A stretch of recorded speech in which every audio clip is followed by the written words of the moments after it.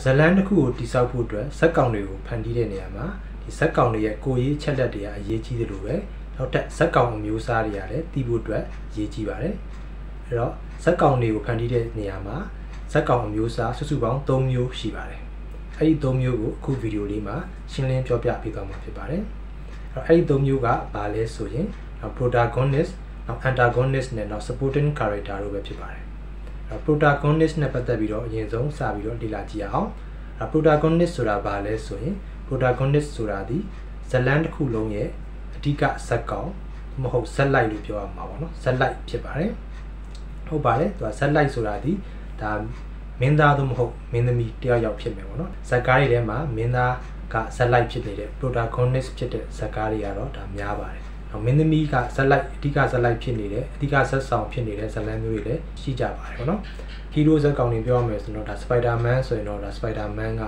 ဒါ satellite ပေါ့နောက်မှာ Wonder Woman ဆိုတော့ Wonder Woman main ကလေးက satellite ပေါ့နော်အဲ့လိုမျိုးသဘောမျိုးကွာသွားတာပေါ့နော် protagonist ဆိုတာဒီ Zealand တစ်ခုလုံးမှာပါဝင်နေတဲ့ဇာတ်ကောင်တွေအားလုံးရဲ့အလေးပေးတင်ပြခြင်းခံရတဲ့ဇာတ်ကောင်တစ်ယောက်ဖြစ်ပါတယ်အဲ့တော့ဒီဇာတ်ကောင်က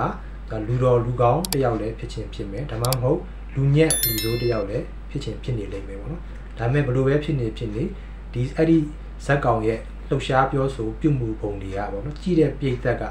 စိတ်ထဲမှာသူ့နောက်ကိုလိုက်ပါစီမျောပြီးတော့မှဒါကြည့်ရှုဖြစ်သွားမဲ့ဇက်ကောင်မျိုးဖြစ်နေရမှာဖြစ်ပါတယ်အဲ့တော့ဒီ protagonist တွေတကယ်အားကောင်းပြီဆိုရင်ကြည့်တဲ့ပြိသက်ကပါကိုတိုင်ကဒီဇက်ကောင်ဖြစ်နေတဲ့အောင်ဒါထင်အောင်မှားဝါတတ်တယ်ပေါ့နော်အဲ့လိုမျိုးဖြစ်အောင်ရေးဖွဲ့ထားတဲ့ဇက်ကောင်ဖြစ်ပါတယ်ဒါ protagonist ဆိုတာဒီဒါရှင်းရှင်းလေးပြောရမယ်ဆိုတော့satellite ဖြစ်ပါတယ်ပြီးတော့ရင်နောက်ထပ်သိထားတဲ့နာကတော့ antagonist ဖြစ်ပါတယ် antagonist ဆိုတာဒီဘာလဲဆိုရင်ခုန satellite ဆိုတဲ့ protagonist ကိုအမြဲတမ်းနှောက်ယှက်ဟန်တာနေရမယ်ဇက်ကောင်တစ်ကောင်ဖြစ်ပါတယ်ဇလန်းမှန်သမျှမှာဒါ satellite ကအမြဲတမ်းချောမွေ့နေလို့မရဘူးသူကအနှောက်ယှက်တွေအဟန်တာတွေပရိပခတွေနဲ့ကြုံဖို့လိုပါတယ်ပေးထားဖို့လိုပါတယ်အဲ့ဒါမှသာဇလန်းကကြည့်လို့ကောင်းတဲ့ယတ္တမျိုးစုံ base one နဲ့ဇလန်းမျိုးဖြစ်လာပါလိမ့်မယ်အဲ့အတွက်ခုနantagonist ဆိုတာဒီတိတ်ကိုအရေးကြီးတဲ့ဇက်ကောင်လို့ပြောလို့ရပါတယ်ဒီဇက်လိုက်ကိုကြွစေဖို့เนาะပြည်သက်တွေကဇက်လိုက်ကိုအားပေးစေဖို့အတွက်ကို antagonist ဆိုတာကိုဖန်တီးပေးထားရတယ်ပေါ့နော်အဲ့တော့ antagonist ဆိုတာဒီဒါဇက်လိုက်ရဲ့ရည်မှန်းချက်ခုန protagonist ရဲ့ရည်မှန်းချက်ကိုနှောက်ယှက်ဟန်တာဖို့အတွက်ဒါတည်ရှိနေတဲ့ဇက်ကောင်ဖြစ်ပါတယ်ဥပမာအဖြစ်ဒါ protagonist ဒီသူ့ရဲ့ရည်မှန်းချက်ကဘာလဲပေါ့မင်းသမီးကိုလက်ထပ်ယူဖို့ဒါရိုးရှင်းလေးပြောရမယ်ဆိုရင်ခုနantagonist ကအဲ့ဒီမင်းသမီးကိုကြိုက်ဖို့ကိစ္စကိုသူကလိုက်လံဖြက်စီးနှောက်ယှက်ကမယ်သူဖြစ်ရမယ်ဒါအမျိုးမျိုးဖြစ်နိုင်တယ်ပြောရမယ်ဆိုရင်ဒါမင်းသမီးကိုအပြိုင်ပိုးနေတဲ့သူလည်းဖြစ်နိုင်တယ်လို့နောက်ဆုံးပြောရမယ်ဆိုရင်မင်းသမီးရဲ့အဖေရောက်ခမလောင်းကြီးလည်းဖြစ်နိုင်တယ်ဒါအဓိကသူတို့မင်းသားရဲ့ရည်မှန်းချက်ကိုမအောင်မြင်အောင်ဖြက်စီးဟန်တာရမယ်ဒါဇက်ကောင်က antagonist ဖြစ်ပါတယ်အဲ့တော့ antagonist ဆိုတာတော့ villain နဲ့မတူပါဘူးတချို့တွေက villain ဇက်ကောင်နဲ့ antagonist ကတူတူပဲလို့ဒါရောထွေးတက်ကြတယ်ပေါ့နော် antagonist က antagonist ဖြစ်ပြီးတော့ villain က villain တက်ဖြစ်ပါတယ်ဘလို့ကွာလဲဆိုတော့ antagonist ဆိုတာဒီဒါဇက်လိုက် protagonist ကိုနှောက်ယှက်ယုံမယ်ပေါ့နော်သူကဒီဇက်ကောင်ကဒါယုံမာတာတွေကောက်ကျစ်တာတွေမရှိဘူး villain ဆိုတာကတော့ခုနလိုယုံမာတာကောက်ကျစ်တာသူကတော့ကြည့်တဲ့ပြည့်တက်ကသူ့ကိုကြည့်ခြင်းအပြင်မုန်းတီးနေအောင်ဒါတရုပ်ဆောင်ရတဲ့ဇက်ကောင်အနေထားလို့ပြောလို့ရတယ်ပေါ့နော်ဥပမာအဖြစ်ဒီ antagonist ဆိုတာကတကယ်လို့ဒါ protagonist ကဒါရဲဖြစ်နေမယ်ဆိုရင်သူ့ကိုနှောက်ယှက်ကမဲ့ antagonist ကလူဆိုးဖြစ်ရမယ်ပေါ့နော်အဲလူဆိုးဖြစ်တကယ်လို့ protagonist ဆိုတဲ့ဇက်လိုက်ကလူဆိုးဖြစ်နေမယ်ဓမြဖြစ်နေမယ်စသဖြင့်ပေါ့နော်အဲ့လို gangster ဖြစ်နေမယ်ဆိုရင်ခုန antagonist ကရဲဖြစ်မယ်ရဲကသူ့ကိုလိုက်ပြီးနှောက်ယှက်ကမယ်ပေါ့နော်ဒါပေမဲ့ရဲကသူ့လုပ်တာသူ့တာဝန်သူထမ်းဆောင်တာဖြစ်တယ်ရုံမာတာတော့မဟုတ်ဘူးကောက်ကျစ်တာလည်းမဟုတ်ဘူးပေါ့နော်အဲ့လိုမျိုးမလုပ်ဘဲနဲ့ဒါပေမဲ့သူကတော့ပြည်သက်ကတော့သူပြောရမယ်ဆိုရင်ဟိုဇက်လိုက်ကိုအားပေးနေတဲ့အခါကျတော့ဇက်လိုက်ကိုဒီရဲလက်ကနေလွတ်စေခြင်းတယ်ပေါ့ဒါပေမဲ့ဒီရဲကတော့ဟိုရုံမာကောက်ကျစ်ဆင်းလဲနေတာလားဆိုတော့လည်းမဟုတ်ပြန်ဘူး villain နဲ့ antagonist ကမတူပါဘူး villain ကခုနရုံမာအောင်ရုံမာလဲကောက်ကျစ်တယ်စသဖြင့်ပေါ့သူရဲ့အကျင့် characteristic ကမကောင်းတဲ့ဘက်မှာရှိတယ်သူမျိုးပေါ့နော်များသောအားဖြင့်ဒါကြည့်တဲ့ပြည်သက်ကိုမုန်းတီးစေမဲ့သူမျိုးခုန antagonist ကကြတော့ဇက်လိုက်ကို protagonist ကိုနှောက်ယှက်ဟန်တာဖို့အတွက်ပေါ့နော်သူကတော့ဒါရုံမာလည်းမဟုတ်ဥမာအဖြစ်ဒါမင်းသမီးကိုမင်းသားကဟိုလက်ထပ်ယူဖို့ကြိုးစားတယ်မင်းသမီးရဲ့အဖေရောက်ခမရသုံးဝသဘောမတူဘူးမင်းသားအစင်တန်းနှိမ့်နေဘာညာပေါ့အဲ့လိုမျိုးစင်တန်းနှိမ့်တဲ့ခါကျရင်ဒါမင်းသမီးနဲ့မင်းသားရဲ့အခြေရေးကိုဖြက်စီးတောက်ရှက်တယ်ဆိုရင်သူက villain တော့မဟုတ်ဘူးဒါပေမဲ့သူက antagonist တော့ဖြစ်တယ်သူကရုံမာတာတော့မဟုတ်ဘူးသူကိုသားသမီးကိုဒါ စင်တန်းနှိမ့်နေသူနဲ့နီးစပ်စေချင်လို့ဒါကိုသားသမီးကိုချစ်တဲ့စိတ်နဲ့သူကာဝယ်တားဆီးတာပဲလေအဲ့တော့ဒါသူ့ကို villain လို့ပြောလို့မရဘူးသူကဒါ protagonist ကရေမှန်းချက်ကိုနှောက်ယှက်သူဟန်တာသူ antagonist လို့ပဲပြောလို့ရပါတယ်အဲတကယ်လို့ဒါဒီရောက်ခမကြီးကဒီတိုင်း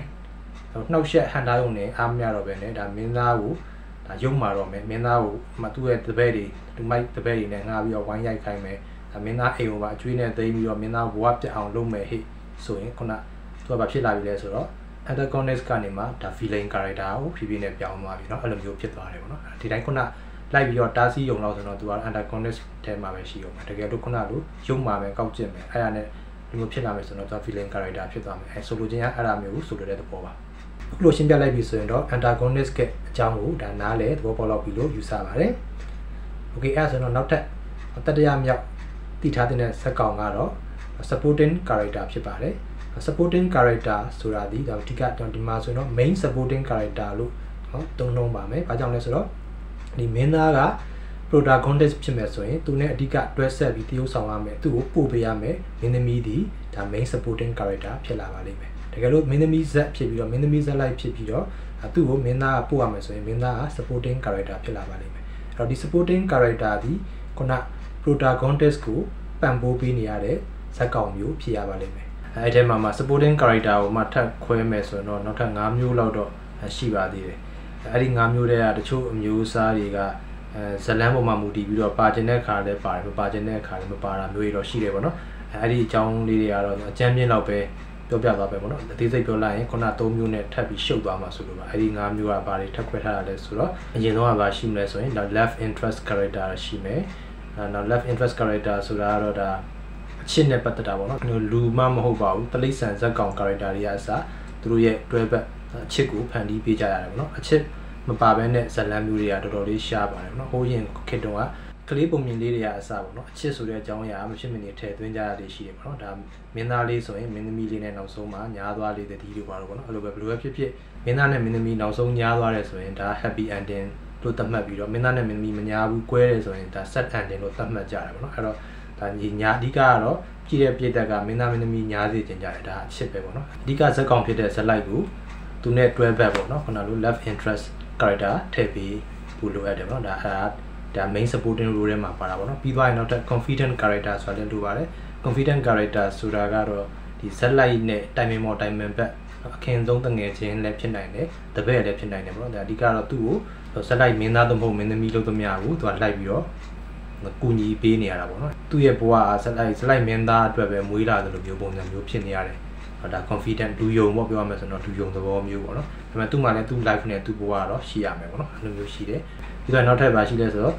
Choreography ဆိုတာလည်းရှိပါတယ် Choreography ဆိုတာကကြတော့ဇက်လိုက်နဲ့အပြိုင်နောက်ထပ် character တစ်ခုတချို့ဇက်လန်းတွေကြတော့မပါဘူးပေါ့အဓိကမင်းသားတစ်ယောက်တည်းပဲဦးစားပေးမဲ့ဇက်ဒါမင်းသား hero ဇက်မျိုးဆိုရင်တော့ဒါခုနလို Choreography ကမပါဘူးပေါ့နော်တကယ်လို့မင်းသားအပြိုင်စက္ကန့်မင်းသားတစ်ယောက်ထပ်ပါမယ်ဇက်လိုက်လိုပဲသူရဲ့ဦးစားပေးမှုကဒုတိယအဆင့်မှာရှိတယ်ပေါ့နော်အဲ့လိုမျိုး character မျိုးဆိုရင်တော့ဒါပါတယ်ပေါ့နော်ဒါ Choreography ထဲမှာပါတယ်ပေါ့နော်အဲ့လိုမျိုးတွေရှိပါတယ်အဲပြီးသွားရင်နောက်ထပ်ပါရှိမလဲဆိုတော့ tertiary character ပေါ့နော် tertiary character ဆိုတော့တတိယအဆင့်ဦးစားပေးရတဲ့ character မျိုးတွေပေါ့နော်ခုနဇက်ကောင်တွေလောက်ဒီဇက်ဝင်ခန်းမှာအဓိကမကျတဲ့ဇက်ကောင်မျိုးတွေကိုခေါ်ပါတယ်အဲ့လိုမျိုးနောက်မှအဖေမေဇက်ဝင်ခန်းမှာပါတယ်တကားလုံးမှာတိတ်အခန်းမပါဘူး၄-၅ခန်းလောက်ပဲပါတယ်သူမျိုးတွေပေါ့နော်အဲ့လိုမျိုးတွေက tertiary character ထဲမှာပါပါတယ်အဲနောက်ထပ်အမျိုးအစားတစ်ခုကတော့ fine character ဖြစ်ပါတယ်ဒီ fine character ဆိုတာတွေကဒါ antagonist လည်းမဟုတ်ဘူးပေါ့နော် antagonist မဟုတ်ပေမဲ့အစပိုင်းမှာမင်းသားကိုလာပြီးတော့အပြိုင်လာဖြစ်တာပေါ့နော်အနေနဲ့ဒီမှာအကြောင်းမှာဆိုရင်တော့သူနဲ့တန်းထဲမှာပြိုင်ဘက်ပေါ့နော်နောက်ပိုင်းကျရင်တော့မင်းသားနဲ့သူချစ်ကြည်ရင်းနှီးရေးရရင်လည်းရသွားမယ်ရသွားပြီးတော့မှခုနတကယ် main villain ဖြစ်တဲ့ antagonist နဲ့လည်းပြန်ပြီးတော့တိုက်ခိုက်ရလိမ့်မယ်ပေါ့နော်အဲ့လိုမျိုးတွေကိုတော့ fine character လို့ခေါ်ပါတယ်အဓိကအဲ့ဒီ၅မျိုးကတော့ဒါ supporting role ထဲမှာတော့ပါတယ်ပေါ့နော်ခုနဒါပေမဲ့အဓိကအမှတ်ထားမှာတော့ခုနပြောတဲ့ protagonist ရဲ့ antagonist ရဲ့နောက်ဒီ supporting character တွေပေါ့နော်အဲ့ဒါအဓိကမှတ်ထားမှာဖြစ်ပါတယ်အဲ့ဒီတော့ဇလန်းကောင်းတစ်ခုကိုတိစောက်ဖို့ဆိုရင်ဇက်ကောင်တွေကအားကောင်းနေဖို့လိုတယ်အထူးသဖြင့်ခုန၃မျိုးပေါ့နော်ဒါ protagonist ရဲ့ antagonist ရဲ့နောက် supporting character ရဲ့ဒီ၃မျိုးကအားကောင်းအောင်ဖန်တီးနိုင်ဖို့လိုပါတယ်အဲ့၃မျိုးအားကောင်းပြီဆိုရင်ဒါဇလန်းဇက်အိမ်တိစောက်ကတာဒါတိတ်ကိုအားကောင်းသွားလိမ့်မယ်ဒါဆိုရင်ပို့ပြီးတော့အသက်ဝင်တဲ့ပို့ပြီးတော့ပြည်ပြင်းတဲ့ဇက်ကောင်စိတ်တွေနဲ့အတူဒါဇလန်းတစ်ခုပေါ့နော်အပြင်မှာတကယ် ဆိုရင်ယုံလောက်တဲ့ဇာတ်လမ်းမျိုးအဲ့လိုမျိုးကိုဖန်တီးလို့ရနိုင်ပါလိမ့်မယ်။ Okay ဒီနေ့ဗီဒီယိုကတော့ဒီလောက်နဲ့ပဲရထားလိုက်ပါမယ်။နောက်ထပ်ဗီဒီယိုတွေကြာရင်ထပ်ပြီးတော့ကြုံတွေ့ကြမယ်။